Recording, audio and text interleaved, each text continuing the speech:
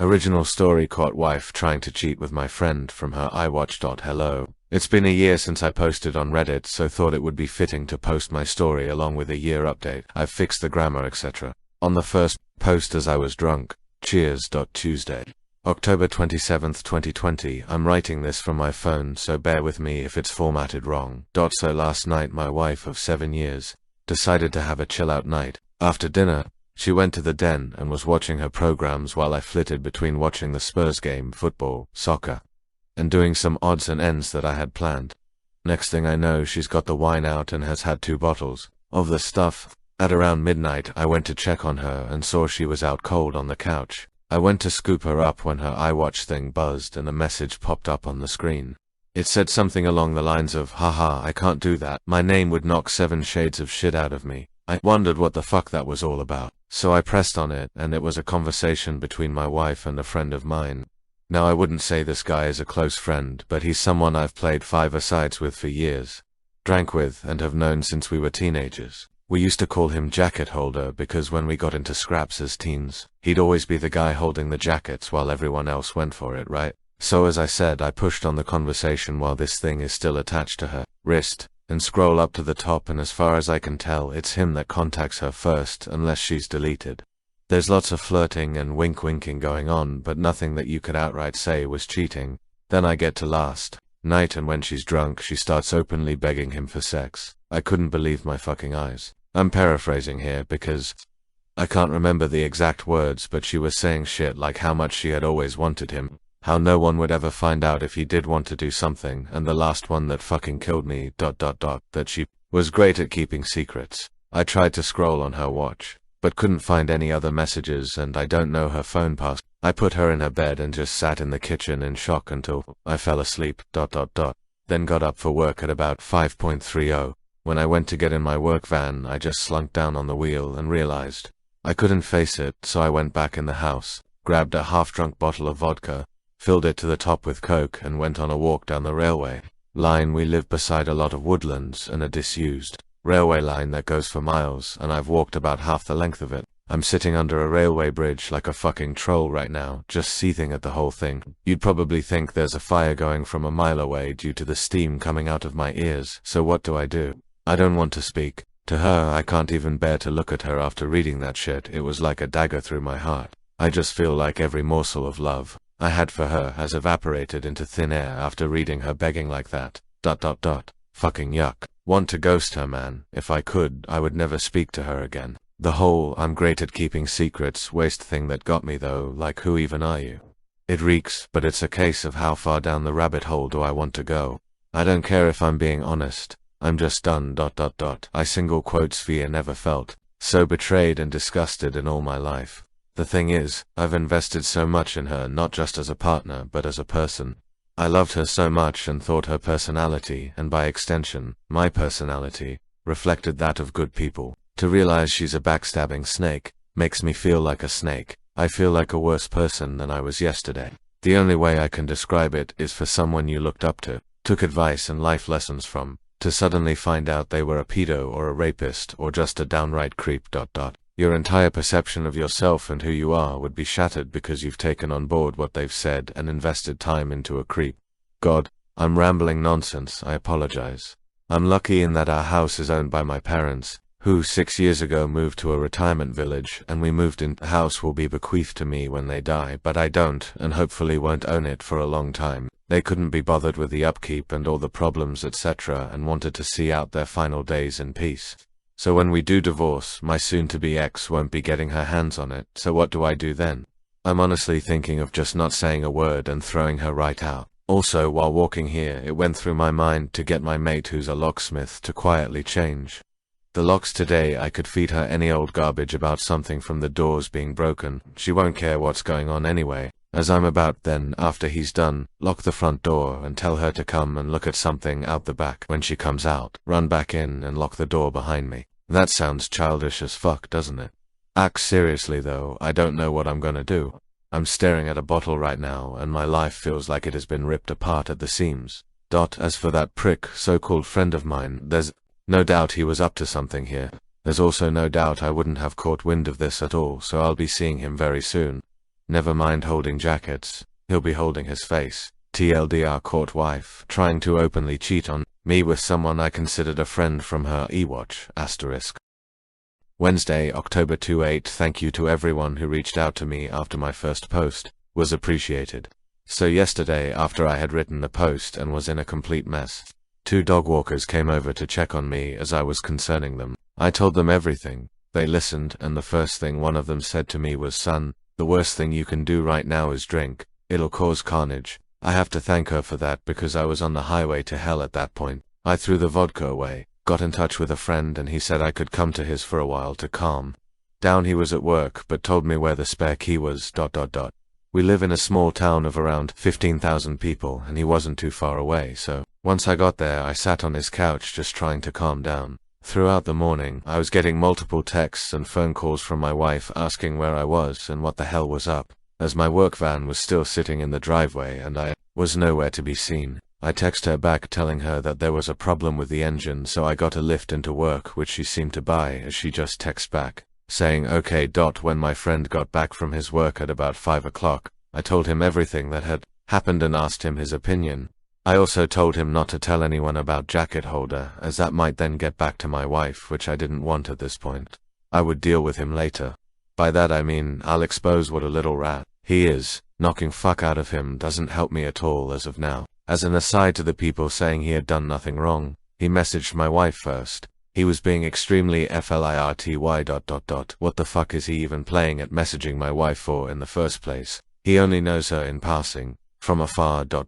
Look, I've got no problem with 2 adults conversing with each other, but they hardly knew each other, and it was flirty from the start as far as I could tell. I think they've seen each other while out and about, and it's gotten flirty then. So my friend convinced me to try and keep a low profile and see what I could dig up, but at the same time speak to a lawyer and get the ball rolling in terms of finding out my options, which I have done today. He took me home about 6 o'clock and I was honestly dead on my feet by that point. I think the adrenaline pumping the entire day then suddenly stopping knocks it right out of you, so I was extremely tired when I got home. The second I walked through the door I knew something was up, as my wife was on me right away asking me all sorts of questions about work. I asked her why does she even care. She said that I'd left my big flask and lunch bag in the front passenger side seat of my van and something's been up today. She could feel it. I was about to lie, but I was just too tired. I couldn't be bothered putting any sort of charade up, so I just said, yeah, there is something up. That when I was putting her drunk ass to bed last night, a message came up on her iWatch, which I read, and all the other ones, and that she was a fucking disgusting cheat that I wanted nothing more to do with. Her demeanor went from an arms-crossed person in power to a scared little girl within about a second. Great at keeping secrets, begging that little rat for sex, yep, read it all.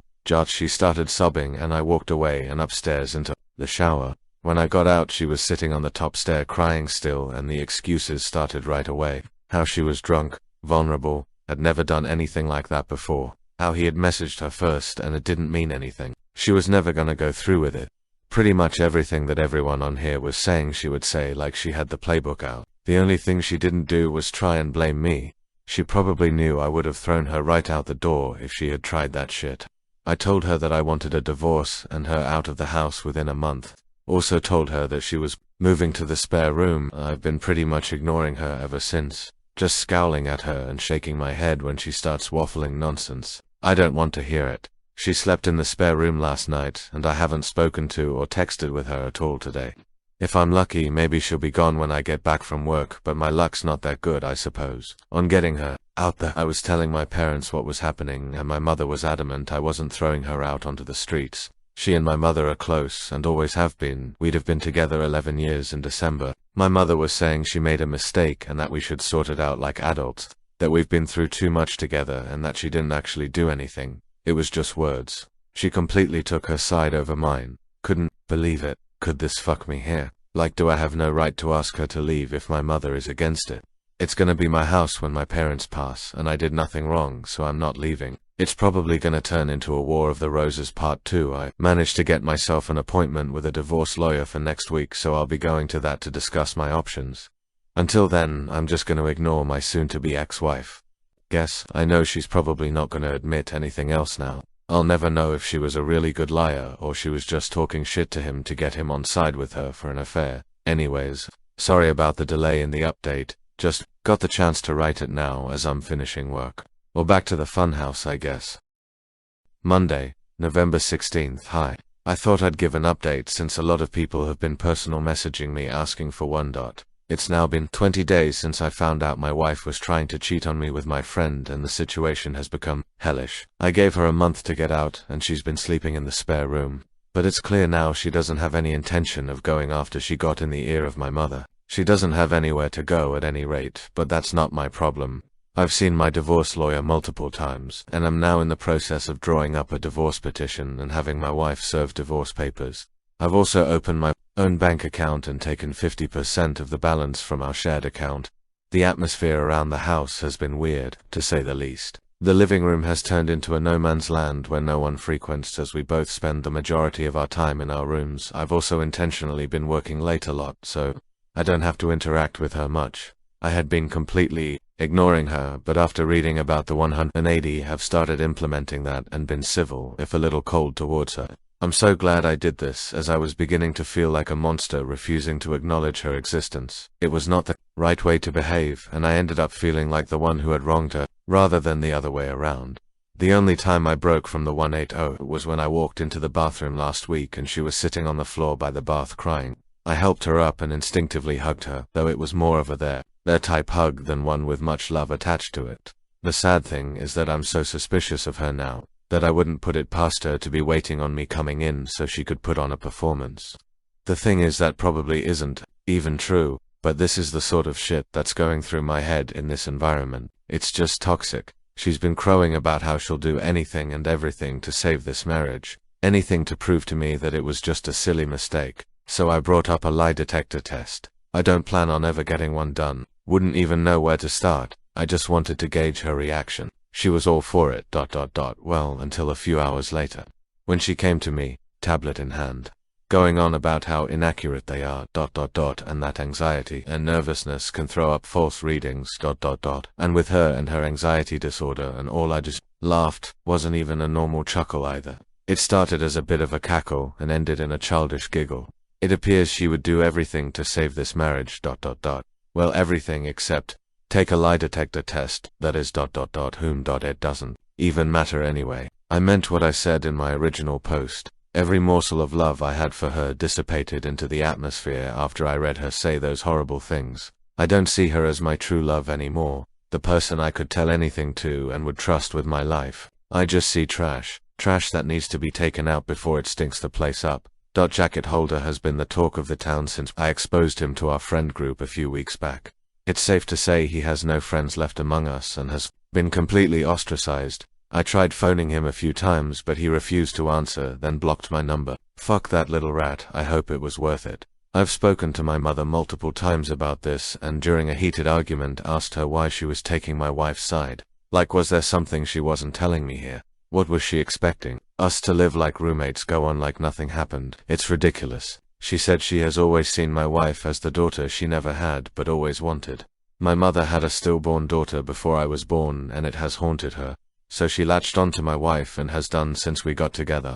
As I said previously, they have a close bond. The fact my wife doesn't have any family and only a few friends who have their own busy lives and families means if I threw her out she would be all alone, and my mum thinks that's unacceptable, especially during a pandemic. She tried to get me to come to a compromise, saying that in 3 or 4 months we should look at it again and see where we are mentally, and is pushing me to try couples counseling before I throw in the towel. I'm not doing that. The thought of being in the same house as my wife over Christmas makes me feel ill. She'll want to do it right, as she does every year, and it'll be a complete shit show. My dad, God love him, has never been much of a talker, never up nor down, just always there. He's a quiet, proud, but timid man, and my mother's word has always been the one that matters in our house. People on here have been telling me that I'm selfish and spoiled as it's not my house and I have no right to make demands. But it's now a case of my wife or me for my parents. If worse comes to worst, I'm ready to walk out the door and never come back. Fuck this house. I have to be able to look at myself in the mirror with some semblance of self-respect, and someone has to keep their word in this debacle. If I do leave, My friend has said I can stay with him for a few weeks or so till I get myself sorted.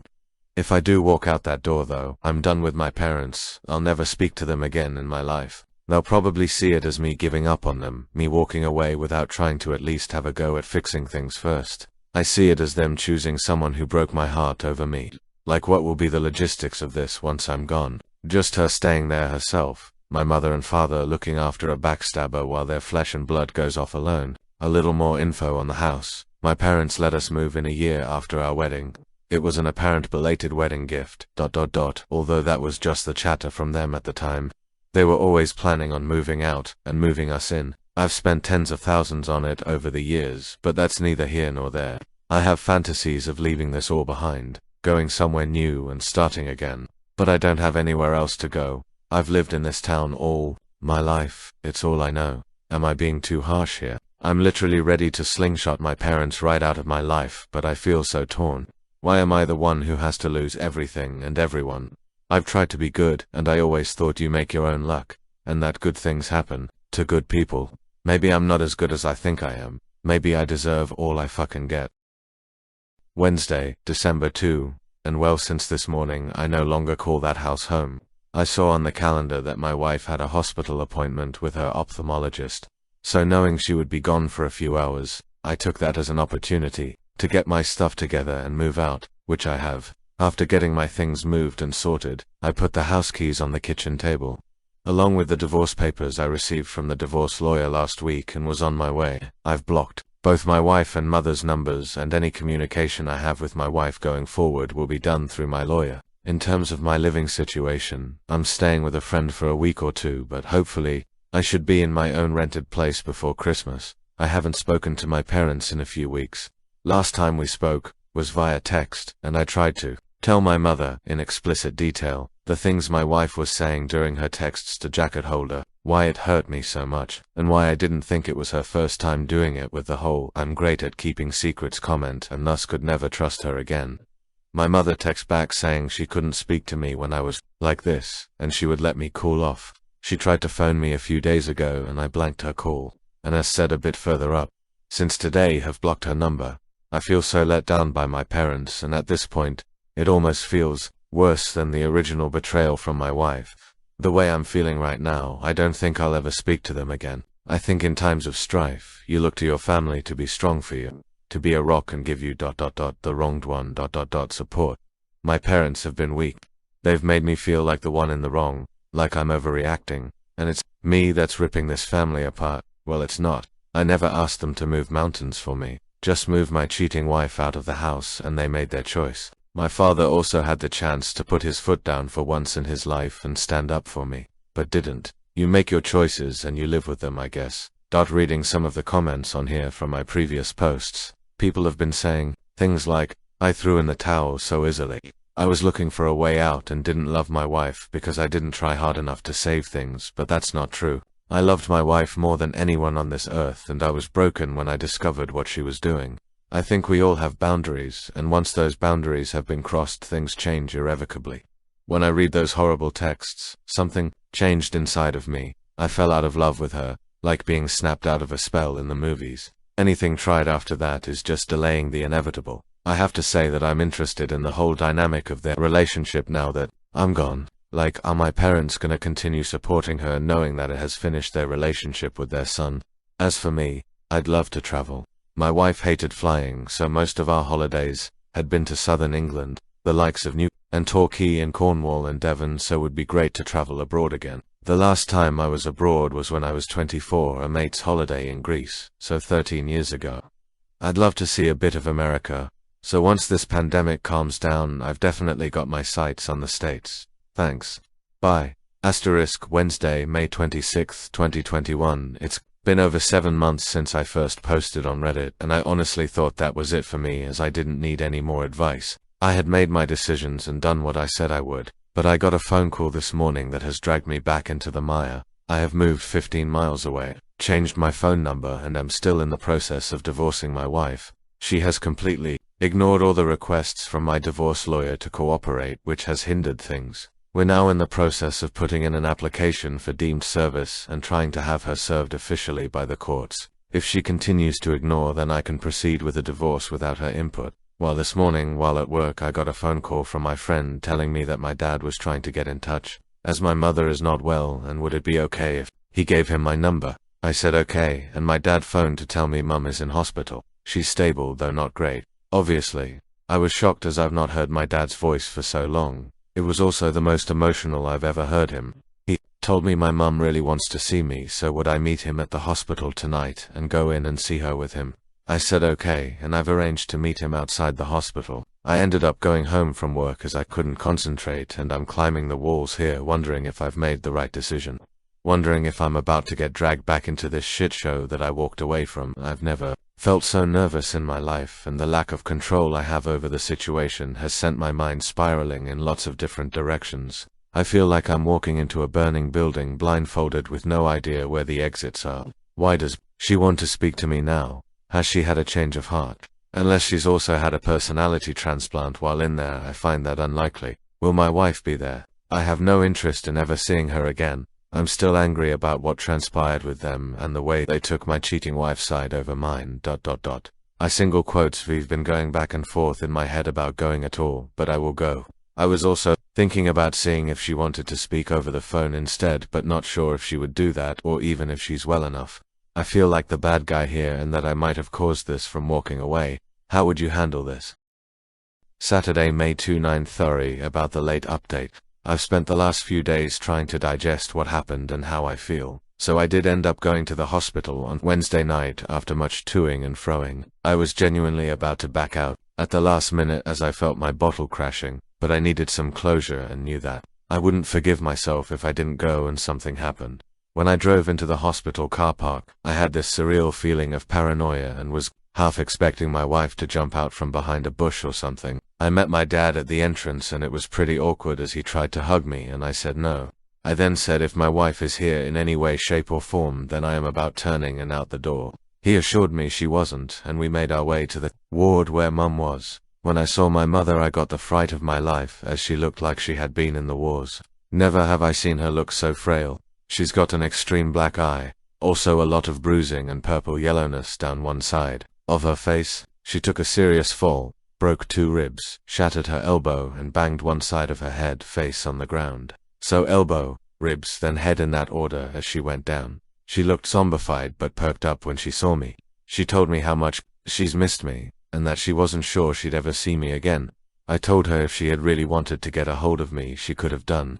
We spoke for a bit about what exactly had happened and how she was down for a few hours before my dad found her. Also that she was determined to get back to normal and mend bridges with me. I brought up my wife and that I had been pushing for a divorce, but she was either ignoring the letters or wasn't getting them. So I asked if she's still in the house. Mum admitted she was, and Dad started to look uncomfortable. I just looked away in disgust. Mum started saying how lost my wife is without me and that she's not in a good way. I knew then that nothing will change. She's not had an epiphany, or seeing things from a new perspective. She just wants the status quo back. She said that the house is my home and always will be, but I told her I don't want it. It means nothing to me anymore and all it holds are bad memories. I stayed for under an hour, all in all. When I left, I said if I want to get in contact, I will, but don't be waiting over the phone for me to call, as you might be waiting a while. When Dad walked me out, he asked if I would keep in touch with him, and I said I would. Whether that's right or wrong, I don't know. Time will tell. When I got home, my emotions were a bit all over the place. From sadness to anger, but I'm glad I went. Couldn't help think about my wife as well, and what she once meant to me. It'll never not hurt. When I think about everything that's happened in the last 7 months, it honestly doesn't feel real. The speed at which everything fell apart was just spellbinding. I know life comes at you fast, especially when you're not paying attention, and I wasn't paying attention. It was just sheer luck I found out about her trying to cheat on me. Cosmic coincidence, nothing more. I never saw the signs or put everything together. I just saw something on her watch and it tore my fucking life apart. I know now that it wasn't. The only time I know it, in my heart. I see what she is and feel no love for her, only contempt. I feel she stole the best years of my life. When I think about all the good times, they're just soured. It feels like someone else's life, not mine. My friend was saying I should see a therapist or something to try and let everything out, or else this will fundamentally change who I am and the way I build relationships going forward. That's something I'm going to do, I think, as I do feel a bit broken inside. The last 7 months have been the worst of my life, but I'd rather they happened than been kept in the dark. I'm just hurt that it happened the way it did. But you can't choose the way someone fucks you over, I suppose. You just have to learn from it. I remember reading about loyalty being the most undervalued character trait, and I see that now. It's probably because you don't really know if someone is truly loyal to you until, well, they're not. It's not something you deal with every day, but now more than ever I know how important a trait it is. Tuesday, July 23rd. So I thought I'd post an update to my previous post, as quite a few things have happened.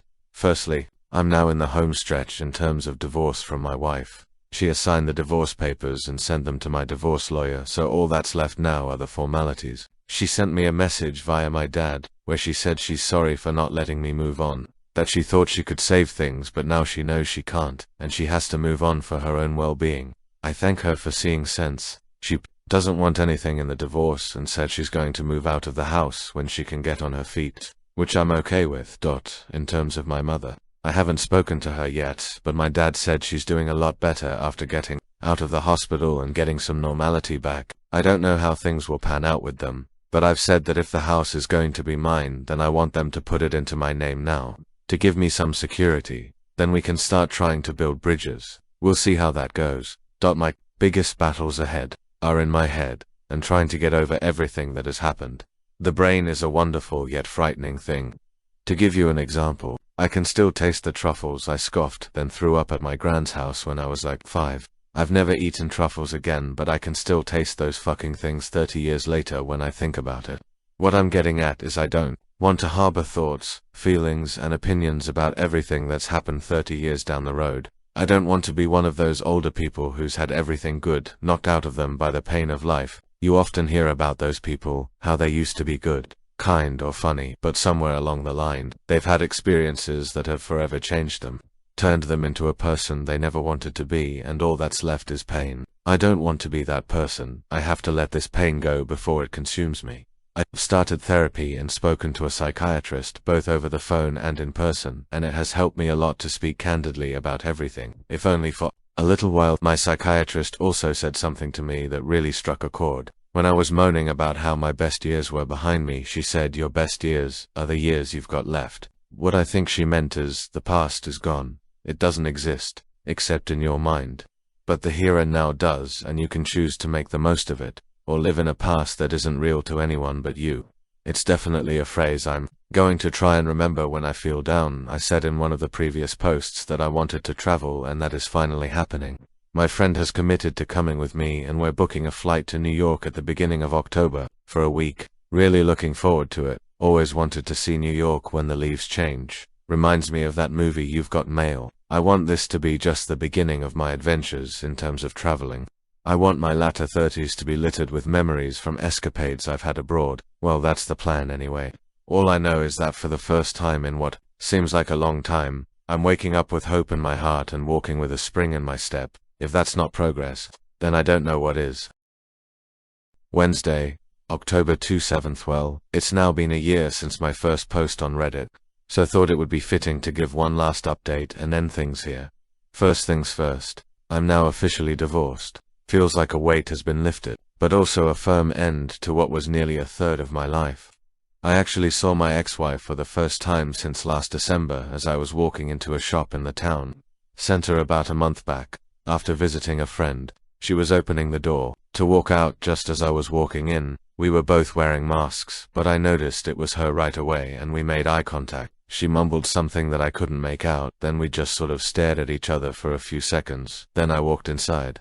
As I was walking around the shop, this feeling of utter sadness just enveloped me, and I had to take a minute to compose myself. It just goes to show, all it takes is one look for you to feel straight back to square one. Do I miss her? And no. I miss the person I thought she was, but that person doesn't exist anymore, if she ever did. I don't wish her hurt or hardship though, I really don't. I just refuse to move forward any longer with hatred in my heart. The only person it'll burden in the long run is me. I also found out from a friend's girlfriend that she was sure she saw my ex-wife outside a pub in the city, all over another guy a couple of years back. Apparently she never said anything to me or my friend because she wasn't sure it was her and she didn't want to meddle. I'm extremely pissed off with her, as I could have done with that information years ago. It's hardly conclusive, but I could have confirmed if she was out that night, etc., and it would have saved me a lot of heartache in the long run. Now I know why I've never liked her.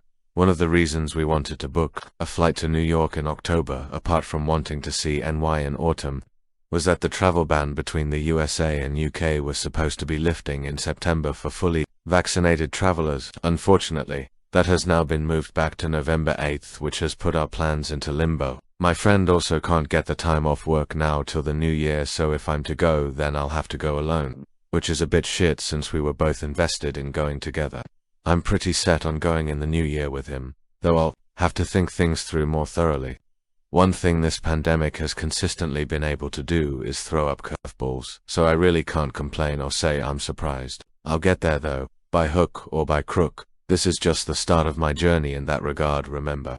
I'm struggling when it comes to my parents, in that all I feel towards them is complete apathy. I'm just having a difficult time feeling anything, and no matter how hard I try, I don't think that'll change. My dad has tried to build back the relationship again, but I just don't care anymore. That might sound harsh, but it's the truth. I said in my last post that I wanted them to put the house in my name, though I haven't followed up on that. I think I was just angry at the time and wanted to assert some dominance at the outset of our conversations. But I really couldn't give a fuck about that house. I think I would rather live in the house from Nightmare on Elm Street than that. It wouldn't change anything anyway. It can't turn back time unless it's turned into a time-traveling house since I've gone, or circumvent what they did. It's just the sad consequence of the choices they made. To anyone out there thinking of forgiving a cheater, please don't. I implore you. You're flogging a dead horse.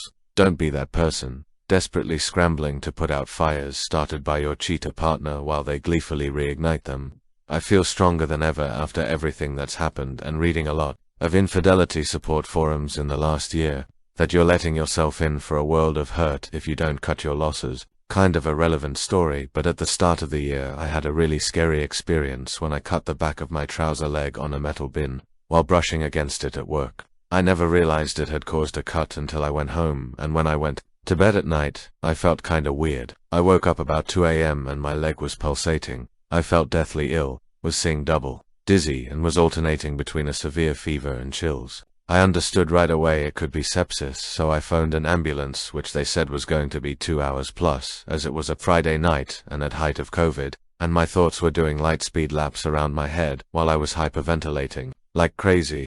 Do you know the only thing that calmed me down when I was freaking the fuck out? I accepted that I was possibly going to die, and then for some reason, I just didn't feel afraid anymore. I don't know if it was the whole accepting fate state of mind, but when I accepted that it might be over, it took all the permutations out of the equation, and everything became very simple and calm.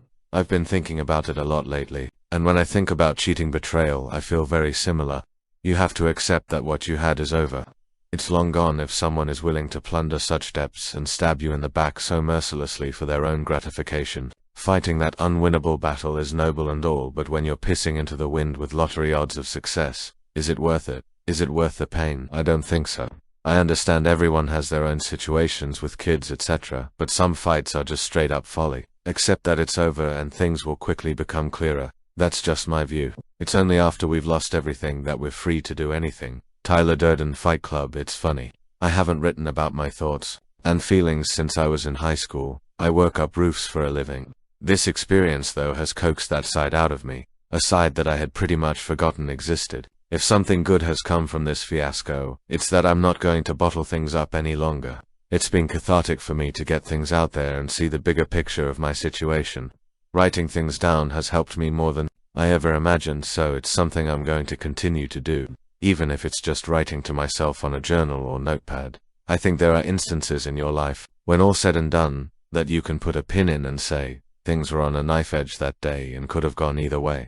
I shudder to think what would have happened had I not reached out for help on here, or seen those dog walkers. I'd likely have been blackout drunk, at death's door in a ditch somewhere, or in jail for firing Darren, aka Jacket Holder, straight through his fucking window frame after going through his house like a tornado. Honestly though, it frightens me to think where I'd have ended up if things had gone south. I was not in a good way, and being drunk, embarrassed, and incandescent with rage is a combination that can cause chaos whatever way you cut it. The end. I'm just happy I made it out the other side without hurting myself or someone else. Most of my posts have been about the ins and outs of what was happening. However, I think the last few have been more about how I feel towards what has happened. Betrayal just renders such passionate and invasive thoughts. There's no action on this earth quite like it. Being stabbed in the back by people that you love. In so many ways it's unique, and the emotions you feel after it are by the same token, equally unique. So cheers for hearing me out. I said in my first post after finding out that I felt like a worse person than I was yesterday. Well, after everything that has happened, I feel like a stronger one to. Thank you for reading my story.